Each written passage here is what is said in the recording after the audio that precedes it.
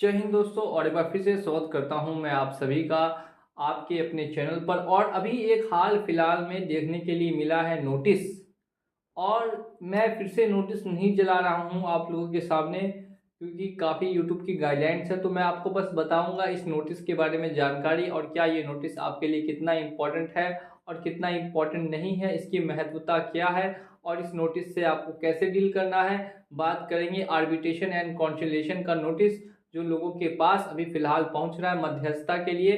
मध्यस्थता का मतलब होता है वो भी मैं आपको समझाने वाला हूं, और इसी के साथ वीडियो को पहले स्टार्ट करता हूं।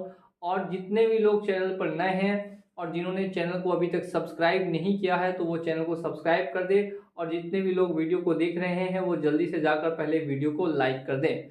अब हम लोग यहाँ पर स्टार्ट करते हैं ये वीडियो और बात करते हैं आर्बिट्रेशन एंड कॉन्सिलिएशन एक्ट 1962 और इसके नोटिस के बारे में जो लोगों के पास पहुंच रहा है। या अगर आप भी लोन लिए हैं और लोन लेकर किसी भी अपने कारण से आप लोन डिफॉल्ट कर रहे हैं तो यहाँ पे ये नोटिस आता है। ये नोटिस आपको 2 या 3 बार होगा रिसीव। आपको 3 बार कहा जाएगा। सबसे पहले या तो आपको जूम मीटिंग अटेंड करने के लिए कहा जाएगा, या फिर आपको कहीं पर बुलाया जाएगा, और फिर या आपको बोला जाएगा कि आप इसमें से किसी एक को चुन लीजिए कि आपका आर्बिट्रेटर कौन बनेगा। सबसे पहले हम लोग बात करते हैं कि ये आर्बिट्रेशन सिंपल भाषा में समझाऊं तो क्या होता है। मान लीजिए कि ये व्यक्ति है, इसका मामला है, इसने लिया लोन और मैंने दिया लोन, ठीक है। मैं हूँ कंपनी और ये है जिसने लिया बोरोवर, मैं हूँ लेंडर। अब यहाँ पर क्या हुआ कि अगर हम दोनों के बीच में कोई बात नहीं बन रही तो हम लोग किसी तीसरे व्यक्ति को लाएंगे जो हम दोनों के बीच में मध्यस्थता करेगा, उसको बोलेंगे आर्बिट्रेटर। और इस पूरे एक्ट को बोलते हैं, इस पूरी प्रक्रिया को बोलते हैं आर्बिट्रेशन की प्रक्रिया।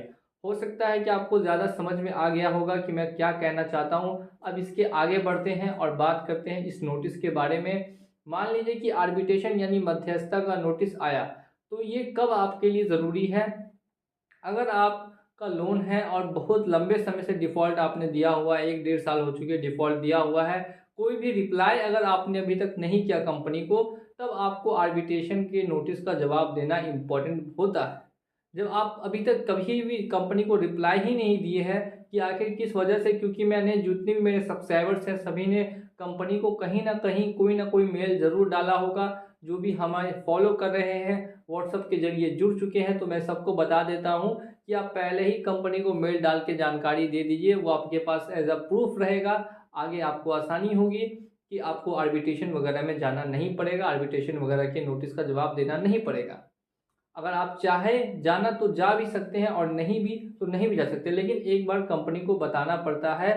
या आपने कहीं से बैंक से लोन लिया है तो बैंक को बताना पड़ता है कि भैया आपके साथ क्या समस्या है, क्यों आप लोन पेमेंट नहीं कर पा रहे हैं। आप अगर लोन लेके सीधे गायब हो जाएंगे तो फिर ये गलत होगा। तो अब तो वो लोग समझेंगे कि आप जानबूझ के उनका पैसा नहीं भर रहे हैं।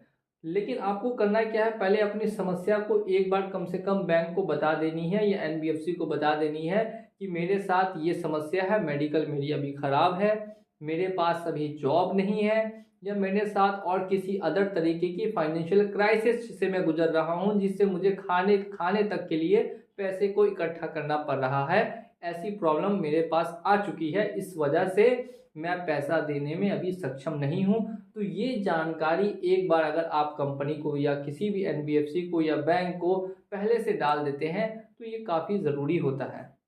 और नहीं डाला है और तो डालना चाहते हैं तो जल्दी से जाइए व्हाट्सअप कीजिए, और वहाँ से आपको भी पूरी से पूरी गाइडेंस मिलेगी कैसे डालना है। अब ये आर्बिट्रेशन के नोटिस का करना क्या है, अगर आप आर्बिट्रेशन के नोटिस का रिप्लाई करना चाहते हैं तो वो भी हमारे जरिए कर सकते हैं। ऊपर व्हाट्सअप कीजिएगा, बताइएगा, अपना नोटिस सेंड कीजिएगा, हम लोग नोटिस चेक करेंगे, उसका रिप्लाई जो है वो भिजवा देंगे।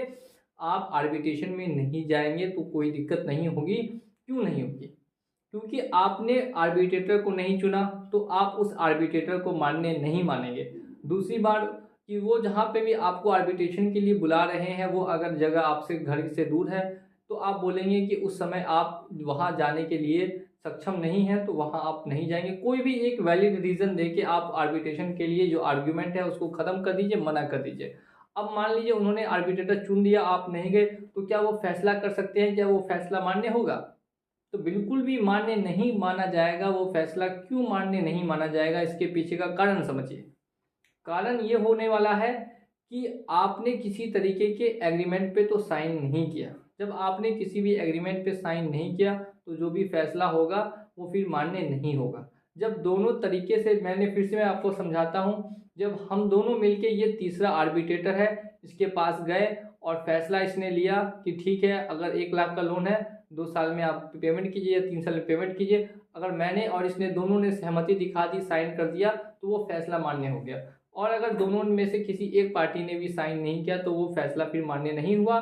तो आप यहाँ पे कंपनी को ये बोलेंगे कि आप जो है अपना मामला आर्बिट्रेशन के तहत सुलझाना नहीं चाहते, आप कंपनी से डायरेक्टली अपनी जो भी बात है वो कर रखिए और उनको बताइए कि मैं आपसे डायरेक्टली सम्मिलित रहूंगा और आपको सपोर्ट करूंगा और आपके साथ मिलके अपना जो भी लोन है वो मामला क्लोज कर दूंगा। मुझे आर्बिट्रेटर की ज़रूरत नहीं है।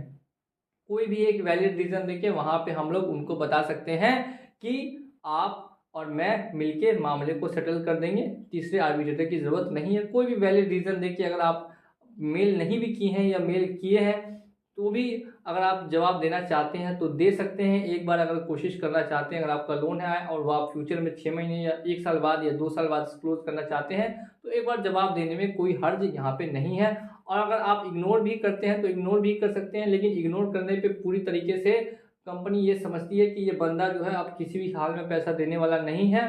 तो अगर आपने कंपनी को चेक दिया होगा तो वहाँ पे वो चेक को बाउंस करा देगी, तो वहाँ पे केस होने के चांसेस ज़्यादा रहते हैं, बढ़ जाते हैं। और बाकी ऐसे नहीं बढ़ते, बाकी ऐसे चांसेस कम रहते हैं, क्योंकि कंपनी को पता रहता है कि ये व्यक्ति पहले से इस समस्या में और जैसे ही समस्या हल होगी वैसे ही वो आपसे मिलके आपका जो भी मामला है वो हल करेगा, लोन को क्लोज करेगा। तो उम्मीद करता हूँ कि वीडियो पसंद आई होगी और समझ में आ गया होगा कि अब आपको आगे क्या करना है। वीडियो पसंद आई हो तो वीडियो को लाइक कीजिएगा, चैनल पे नए हैं तो चैनल को सब्सक्राइब कर दीजिए और मिलूंगा अगले वीडियो में बहुत ही जल्द। जय हिंद,